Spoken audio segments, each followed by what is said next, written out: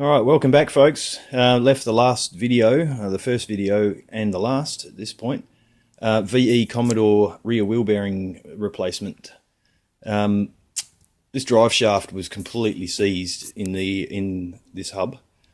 The other one came off nice and easily, although this one had definitely dodgy bearing. The other bearing on this side didn't seem too bad, but it's pretty good that we're going ahead and changing everything anyway. We've also got new hubs, wheel hubs.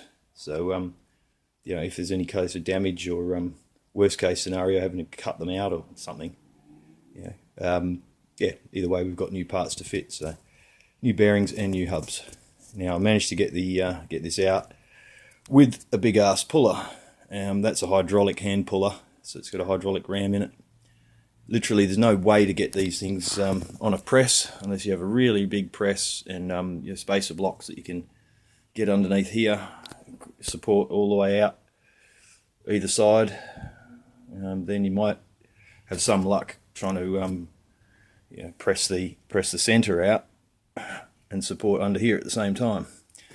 But luckily with the big puller, boy, wow, she took a fair bit of heat on the hub, trying to avoid heating the splines or the shaft too much and that expanding and just jamming up more. So gentle heat around the hub, slowly but surely with a lot of pressure on there. I finally heard it starting to give, and then I literally had to fight it all the way.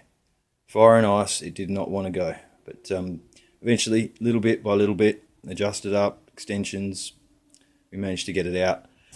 So I've cleaned the splines up nicely. Luckily we're replacing the hub, so now the last thing we want is a difficult spline to fit back into the hub. When we come to refitting everything, we want it just to be able to slip back together. None of this, pressing things apart on site is no good. It's one difficult job. I would have easily broken a stand 3-jaw sort of hand puller, screw puller. But luckily this thing was about my only option.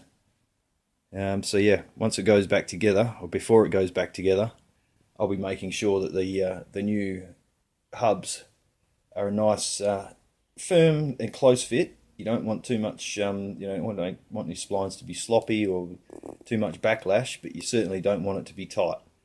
You've got no way to be able to push that back in to the back of this hub once it's on the vehicle. You want your drive shaft in pretty much first. You want to be able to just slip this section back on over here without any issues, even unless you can get enough of the threads coming out and then gently tighten it up to pull its way back in.